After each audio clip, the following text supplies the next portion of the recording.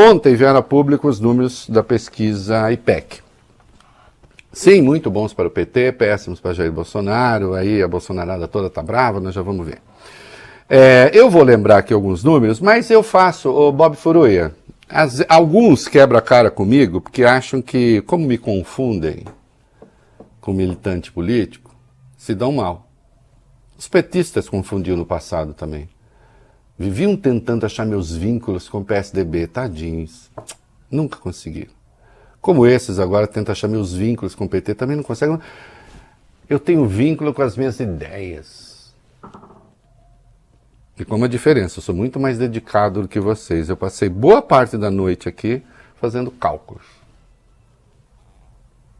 O que vocês não fizeram. Vocês estavam nas redes sociais xingando as pessoas. Claro, eu vou falar dos números. Sim, o número é muito bom para o Lula. Ele oscilou de 46 para 47, o Bolsonaro manteve 31, Ciro Gomes empacou no 7, Simone Tebet oscilou de 4 para 5, Soraya Tronic conservou 1. Né? Considerando os indecisos que não votam em ninguém, não sei o que, o Lula está com 52% dos votos válidos, poderia vencer no primeiro turno. Né? Sinal de que ele, de fato, pode ter crescido, porque na espontânea, né, ele está com 45 e o Bolsonaro com 29. O ex-presidente avançou 1 e o atual recuou 1. Então também aí houve uma variação negativa para Bolsonaro. Destacando que Lula tem 45 na espontânea e 47 na estimulada. Bolsonaro 29 na espontânea e 31 na estimulada. Vejam como estimulada e espontânea estão praticamente juntas, indicando o quê? Convicção do voto. Segundo turno, distância 17 por semana passada, 53 a 36, agora de 19, 54 a 35. Rejeição, Bolsonaro sai com 50, né? O Lula oscilou para baixo de 35 para 33. 59% rejeitam a maneira de Bolsonaro governar, 36 aprovam. Gestão, ruim ou péssima para 47, ótimo ou boa para 30. Não?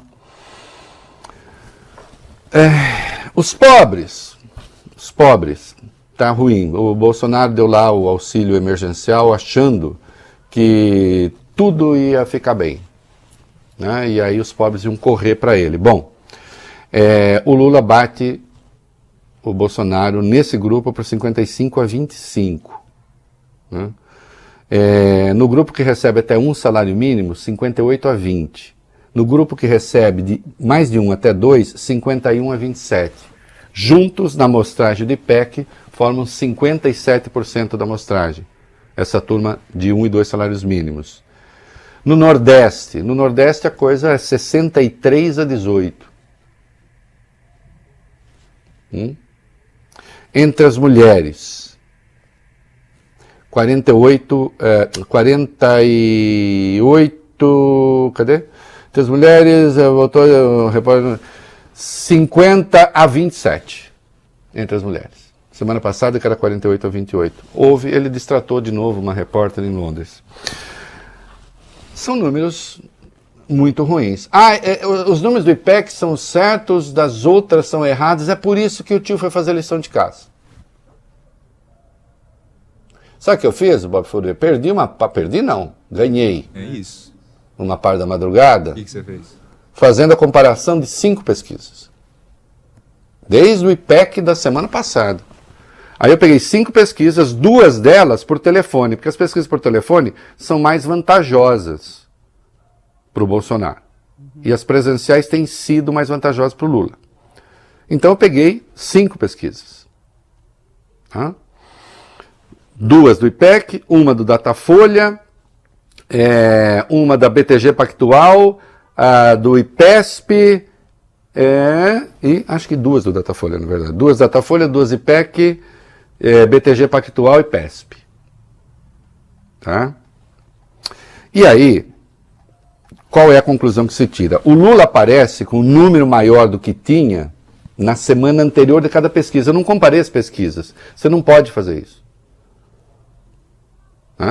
São métodos diferentes, metodologias diferentes, amostragens diferentes. Agora, quando pesquisas diferentes apontam para o mesmo lugar, aí pode ser que a coisa esteja realmente acontecendo. O Lula aparece com um número maior do que tinha na semana anterior da pesquisa, né? Em todos os levantamentos. Bolsonaro manteve o índice em 3 na estimulada e encolheu em 2 na espontânea. Lula ampliou a sua diferença em relação a Bolsonaro em todos os levantamentos. Aumentou a diferença em favor de Lula na pesquisa espontânea nos 5 levantamentos. No segundo turno, Lula avança numericamente em todos. Bolsonaro manteve no segundo turno o desempenho em um levantamento e pode ter avançado em outro, mas caiu em 3. No segundo turno, pois, aumentou a diferença em favor de Lula em todos os institutos. Em 4 dos levantamentos, a diferença em favor de Lula, que parece crescente, é de 2 dígitos. Nos 5, a diferença para o Lula no segundo turno é de 2 dígitos, a menor é de 13 pontos, a maior de 19. Sempre na margem de erro, Ciro oscilou para baixo em 3, manteve o índice em 1 e variou 1 para cima. Não dá para dizer ainda que tem voto útil. Lula teria a chance de vencer no primeiro turno em todos os levantamentos, exceção feita do BTG Pactual. Então o que eu estou querendo dizer com isso é que você pega pesquisas distintas, que tenham credibilidade. A credibilidade quem dá? Bom, o mercado de pesquisas. Existe esse mercado. Né? A imprensa acerta em levantamentos anteriores, embora possa haver erros, claro. Né? O Instituto não trabalhar para candidato.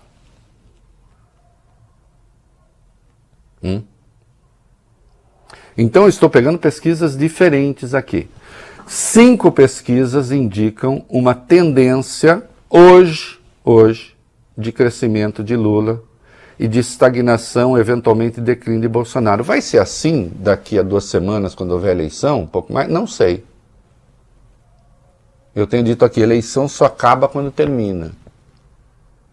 Que os números são muito favoráveis para Bolsonaro, são.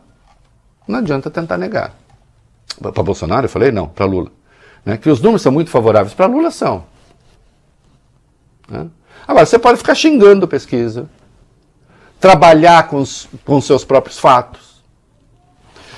E, insisto, tem uma questão a ser considerada aí, meninos, relevante, lembrei ontem aqui, vou falar de novo. Nas 2 eleições passadas, a abstenção e aqueles que não votaram em ninguém, entre brancos e nulos, passam de 20%. Nessas eleições, nas pesquisas, ficam aí somando coisa de 8% a 10%. Então, aqueles que não votaram em relação ao número de registros do TSE são o dobro do que as pesquisas estão apontando agora.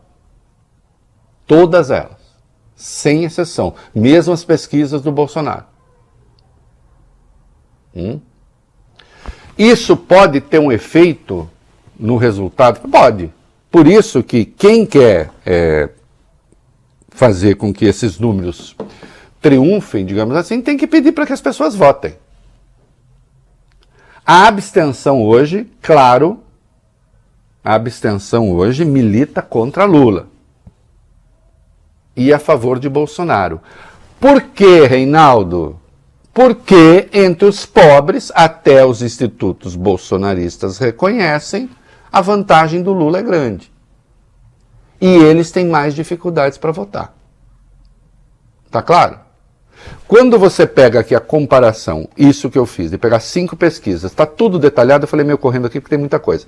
Está tudo detalhado lá no meu blog, na minha página no UOL. Tá? Quando você, com os números, tudo direitinho, quando você faz essa comparação, e eu estou pegando, insisto, 2 pesquisas que são telefônicas, melhores para Bolsonaro, né? Mas ainda assim ele está atrás. Quando você vê isso, você vê que todas elas captam o mesmo movimento, entenderam? O que interessa é ver isso. É claro que as pesquisas oscilam. Vejam só, a pesquisa IPESP tem 3 pontos de margem de erro para mais ou para menos. 3 pontos de margem de erro para mais ou para menos, ô Bob, é um intervalo de 6 pontos. É coisa para chuchu. Sim. Caramba! Não é? São 9 milhões de votos. O Datafolha tem margem de erro de 2 pontos, para cima ou para baixo. É um intervalo de 4. 4? 6 milhões de votos. Será que 6 milhões de votos não pode decidir uma eleição? Pode, né? Então, esse negócio assim, a pesquisa é perfeita. Não. Então, quando você fala que existe a margem de erro e existe o intervalo de confiança, as pessoas precisam entender o que significa. A margem de erro significa o seguinte: qualquer resultado que esteja no intervalo entre 2 para cima e 2 para baixo, a pesquisa está certa.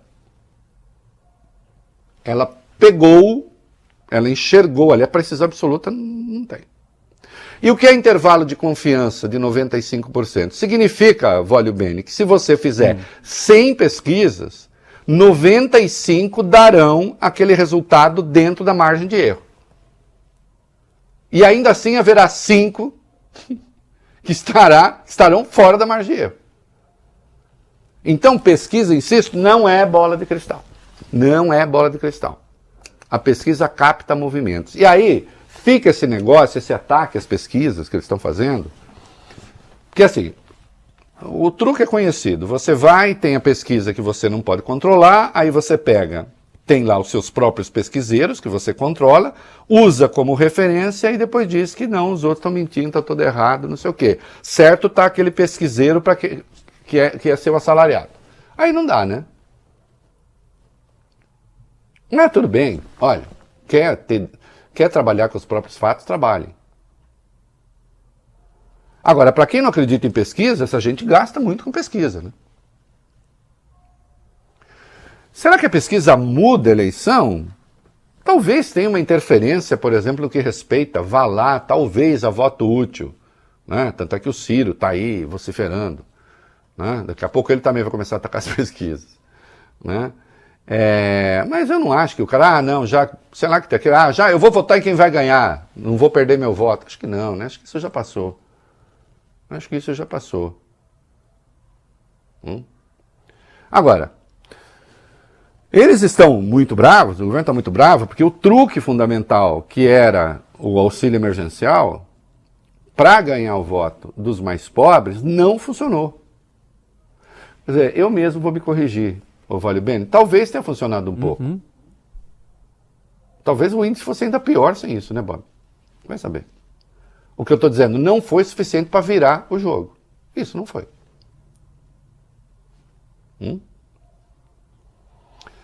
Insisto, 5 pesquisas comparadas, ainda que com números diferentes, encontraram a mesma coisa.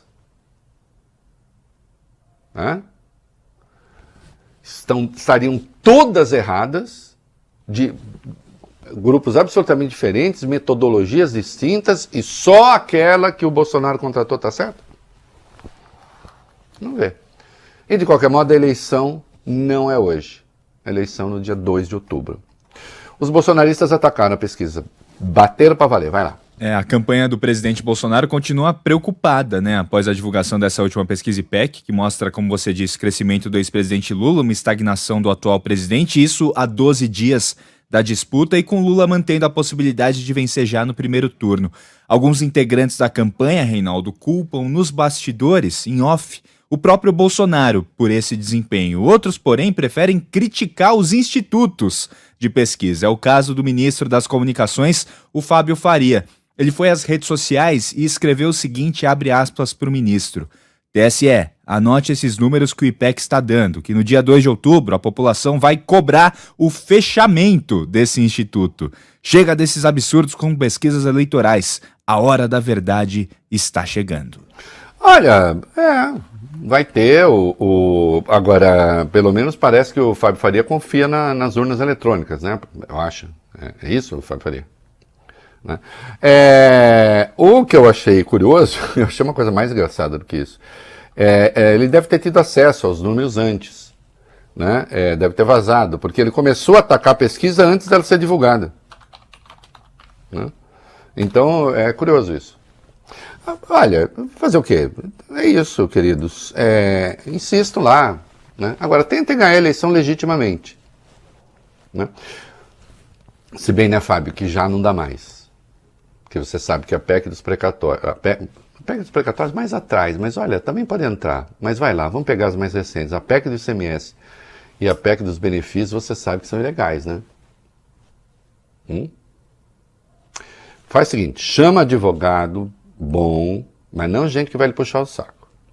Eu, quando eu quero opinião verdadeira, não peço gente que queira me puxar o saco. Se bem que ninguém quer puxar meu saco, não tenho poder nenhum. Mas, tivesse, né? Eu chamaria alguém que pudesse me dizer a verdade. É por isso que os reis antigamente, o Valio Bene, tinham a figura do bobo da corte. Qual era a figura do bobo? Aquele que podia tirar sarro da cara do... Isso. Falar a verdade pro rei. Tem a liberdade. Né? Sem ter a cabeça cortada. Afinal, ele era o bobo. Né? Aliás, tem um romance maravilhoso do romantismo. Pouca gente leu, mas eu li, chamado Bobo, do Alexandre Herculano. Momento cultural. Português. O Bobo. Trata ali da formação do Estado Nacional Português.